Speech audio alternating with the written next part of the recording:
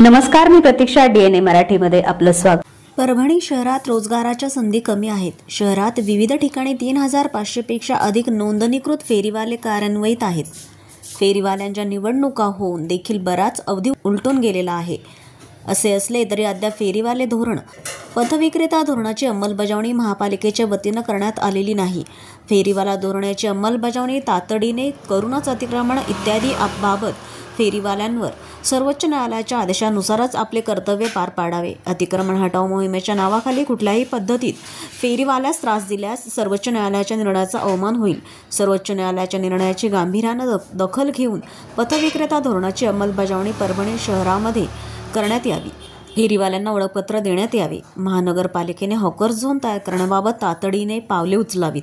कायद्यानुसार योग्य त्या सुविधा देण्यात याव्यात. राजगोपालचारी उद्यानमध्ये व समोर फेरीवाल्यांना जागा देण्यात यावी, जेणेकरून त्यांना स्वयंरोजगाराची संधी उपलब्ध होईल. आदी मागण्यांसंदर्भात निवेदन स्वराज्य इंडियाचे जिल्हाध्यक्ष गोविंद गिरी यांच्या वतीने देण्यात आले आहे. मागील काही दिवसापासून अतिक्रमण हटाव या मोहिमेचा उहापोह हा होत आहे. यामध्ये आमची विनंती अर्ज एवढाच आहे की जे फेरीवाले आहेत, जवळपास 3500च्या वर नोंदणीकृत फेरीवाले आहेत आणि सर्वोच्च न्यायालयाचा मागील काही दिवसापूर्वीचा आदेश आहे, जोपर्यंत फेरीवाल्यांना त्यांचा झोन मिळत नाही, त्यांना व्यवस्थित जागा देण्यात येत नाही, तोपर्यंत त्या फेरीवाल्यांना कुठल्याही प्रकारचा त्रास देण्यात येऊ नये, त्यांचं अतिक्रमण हटवण्यात येऊ नये. आमच्या त्यासोबतच मागण्या आहेत की फेरीवाल्यांना सन्मानपूर्ण वागणूक मिळावी, त्यांना त्यांचं ओळखपत्र मिळावं. राजगोपालाचारी उद्यानामध्येही त्यांना जागा देण्यात यावी, जी की मागील काही दिवसापासून ती बंद करण्यात आली होती.